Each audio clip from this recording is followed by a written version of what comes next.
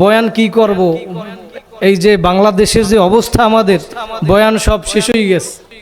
কারণ আজকে যে ভিডিও দেখছি, বাংলাদেশের মতো জায়গায় মুসলমানকে কোনো চাঁদা না দেওয়ার কারণে পাথর মাইরা তাকে মাইরা ফেলায়, এই অবস্থা দেখে আর সহ্য হয় না। বাংলাদেশের ভিতরে মহামারীর মতো ধারণ করছে চাঁদাবাজি, কথা বলেন ঠিক কিনা? এই বাংলাদেশের ভিতরে 92% মুসলমান, সেই দেশে চাঁদাবাজি করো আর এই বাংলাদেশের মতো জায়গায় থাকবা, সেই ক্ষমতা সামনে হবে না, কথা বলেন ঠিক কিনা? মুসলমান সবাই একত্রিত, এখন সবাই ঐক্য হইতেছে ইসলামের পথে। আমজনতা সাধারণ মুসল্লিরা বলে, হুজুর আপনারা এখন, আমরা আপনাদের পক্ষে আছি। কারণ মানুষ সবাই সচেতন। এই পর্যন্ত 53-54 বছর এই পর্যন্ত কম দেখে নাই মানুষ, ঘুরে ফিরে আবার যেই সেই, কথা বলেন ঠিক কিনা?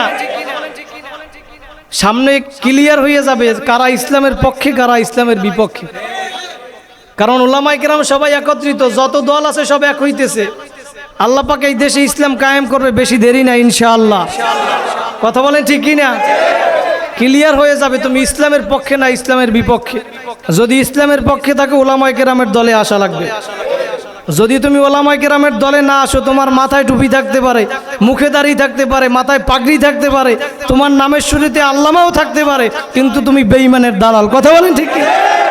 কোনো দালালের জায়গা বাংলার জমিনে হবে না, ঠিক কিনা?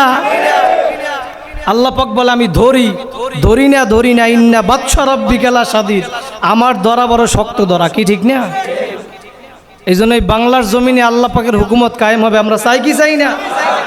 সাদাবাজ মুক্ত দেশ চাই আমরা, কথা বলেন ঠিক কিনা? কারা কারা নারায়ে তাকবীর? আল্লাহ পাক কবুল করুক, বলেন আমিন। আমাদের